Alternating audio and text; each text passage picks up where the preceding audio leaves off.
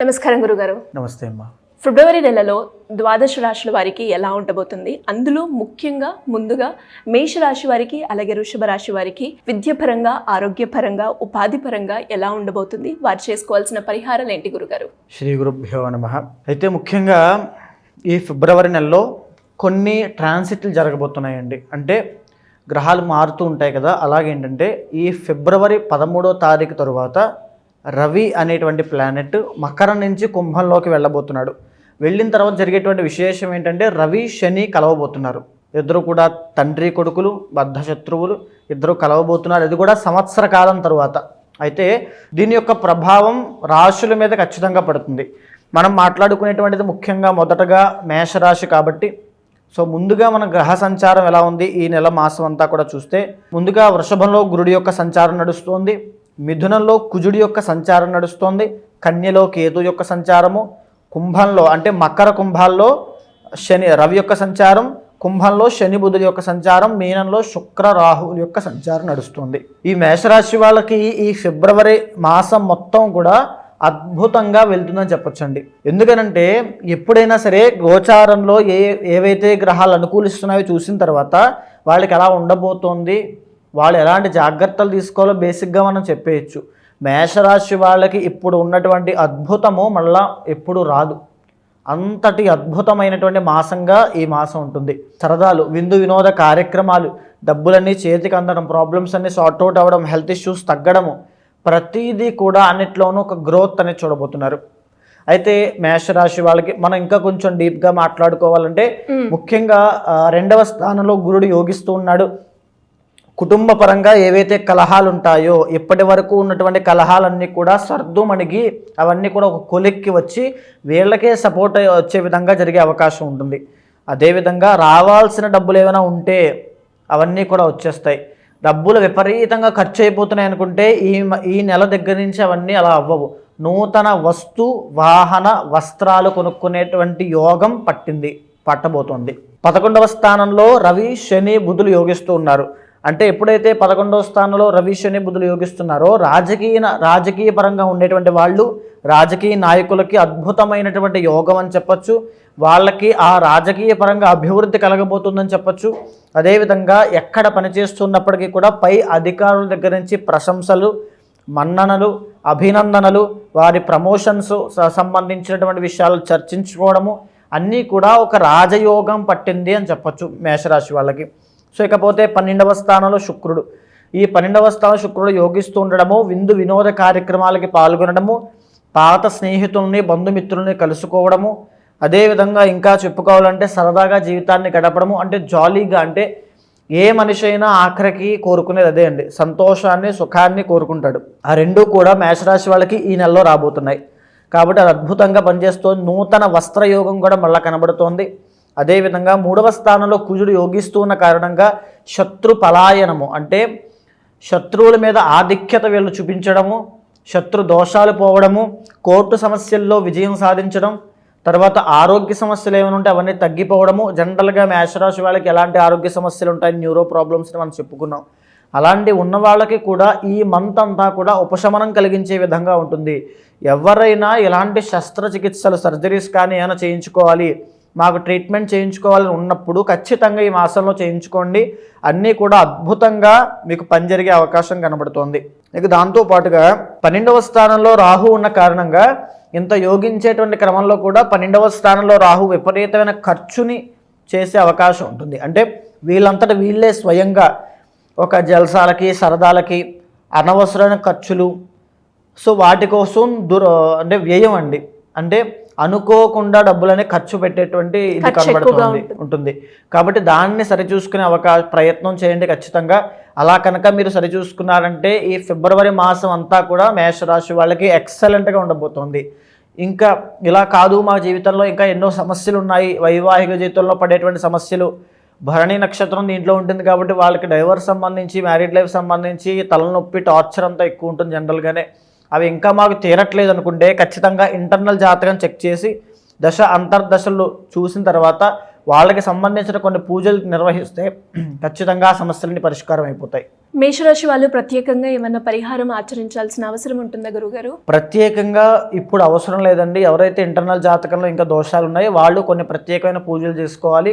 లేని వాళ్ళు ఇష్టదైవత ఆరాధన చేసుకుంటే సరిపోతుంది. ఇష్టదైవాన్ని ప్రతిరోజు నామస్మరణ చేసుకుంటే సరిపోతుంది. అలాగే వృషభ రాశి వారికి విద్యాపరంగా, ఆరోగ్యపరంగా, సంతాన పరంగా ఈ మాసంలో ఎలా ఉండబోతుంది? వారు ఎలాంటి జాగ్రత్తలు తీసుకోవాల్సిన అవసరం ఉందంటారు? వృషభ రాశి అనగానే ముందుగా కృత్తికా నక్షత్రం 2, 3, 4, రోహిణీ నక్షత్రము మృగశిర 1, 2 పాదాల దాకా వృషభ రాశిగా పరిగణించబడతారు.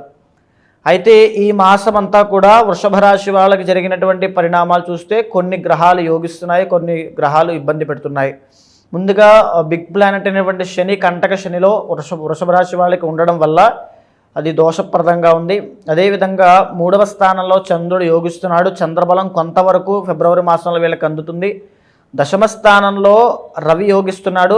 అదేవిధంగా ఈ రవి బలం సంపూర్ణంగా ఫిబ్రవరి మాసం అంతా కూడా వృషభ రాశి వాళ్ళకి ఉండబోతున్న కారణంగా గొప్ప రాజయోగం అని చెప్పచ్చు. బుధుడితో కలిసి ఉన్నటువంటి రవి కాబట్టి ఇంకా గొప్పదైనటువంటి స్థితికి వెళ్తారని చెప్పచ్చు.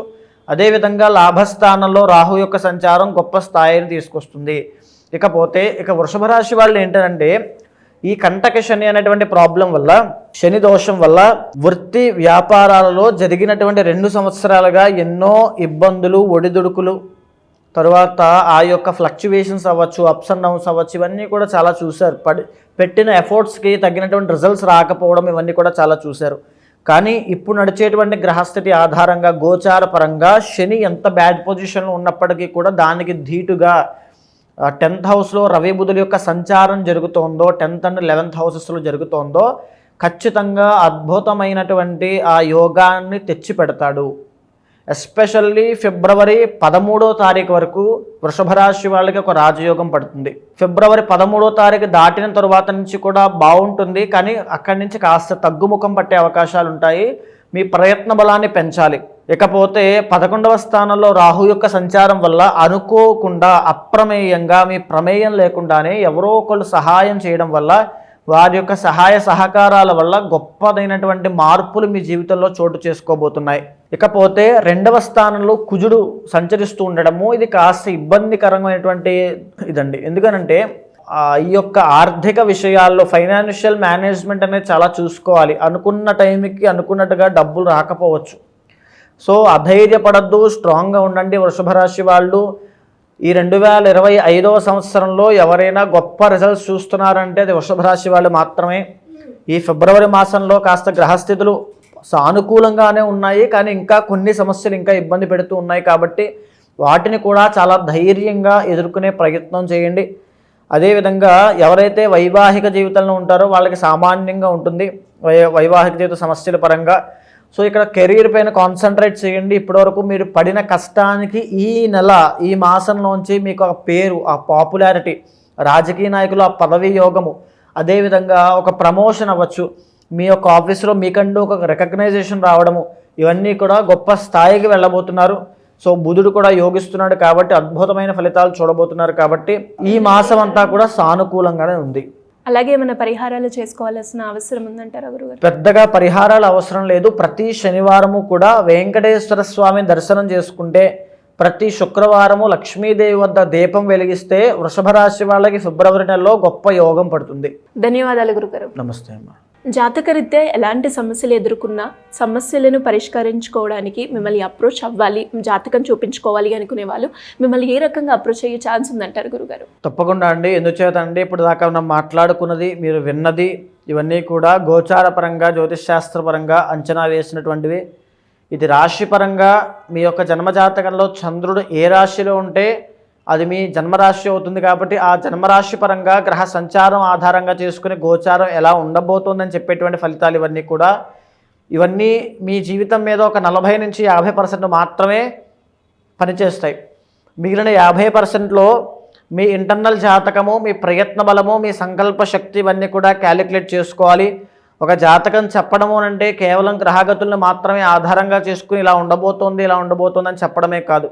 ఒక యాస్ట్రాలజర్గా మీతో మాట్లాడినప్పుడు మీ సమస్యలను మీతో మాట్లాడి మీకు మీ ఇష్టం ఏంటి, మీ అభీష్టం ఏంటి, మీ కోరిక ఏంటి, మీ సంకల్పం ఏంటో తెలుసుకుని ఒక ఫ్యామిలీ మెంబర్ లాగా మీకు ఆ కొన్ని సజెషన్స్ ఇవ్వగలిగితే, మీ ఆలోచన మార్చగలిగితే అప్పుడు మీ జీవితంలో ఒక అభివృద్ధి, ఒక పురోగతి అనేటువంటిది కనబడుతుంది. కాబట్టి ఎవరైనా సరే మీ జీవితం గురించి తెలుసుకోవాలి, ఆ ప్రాబ్లమ్స్ అన్ని సార్ట్అవుట్ అవ్వాలి అనుకున్నప్పుడు ఈ గోచార ఫలితంతో పాటుగా మీ ఇంటర్నల్ జాతకంలో ఉండేటువంటి సమస్యలనైనా లేకపోతే ఉండేటువంటి యోగాలనైనా అందిపుచ్చుకోవడానికి ఖచ్చితంగా అవి ఎప్పుడు వస్తున్నాయి, ఎప్పుడు వెళ్ళిపోబోతున్నాయి తెలుసుకోవాలి.